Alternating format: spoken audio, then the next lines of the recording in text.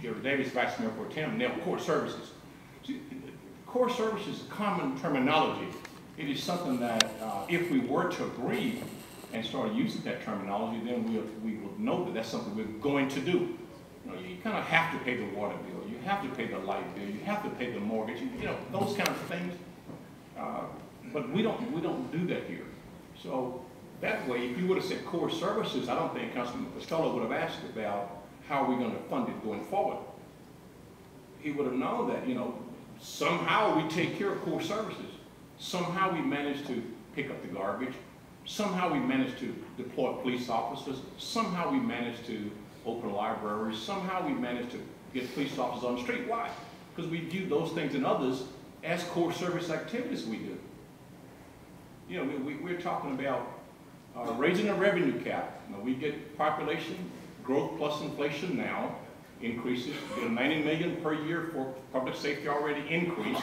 We're talking about raising that cap again. Why? Because we talked about the need for additional safety services. But we're not talking about it here. And I think this is far more important than what we talk about in the way of other things with related to safety services. This could prevent, this could get that $750 million HPD has. This could help lower it going forward. Because you would need fewer of those type strategies in the field if we were to acknowledge this as a core service activity.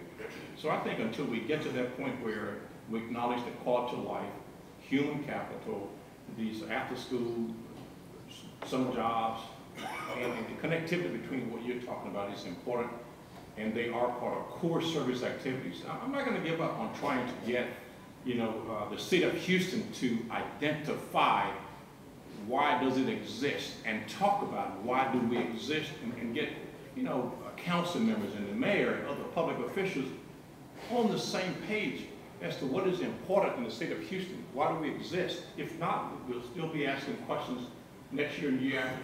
What are we going to cut? What are we going to cut? As opposed to saying, no, we're not going to cut this core service. Let's fund these things, and I want this to be just like other safety service activities. Thank you for your work. Thank you. Councilman Lasser. Thank you, Mayor. Again, Mr. Director, thank you for this really wonderful report.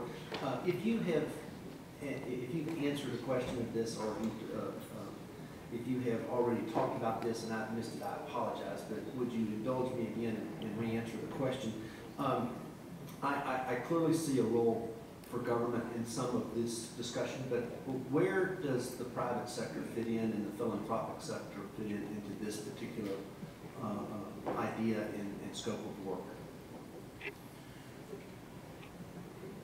What we're trying to do is to use the government's contribution to seed an effort to really bring in foundation and corporations' money. There are a number of efforts that are akin to this, like Early Matters.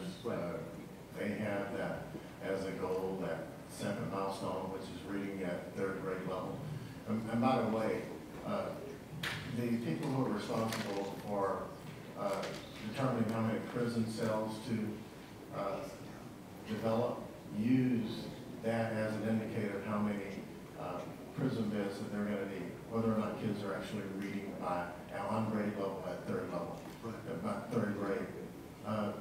If you look at the last chart, we have, I think we talked about contracting services and connected services.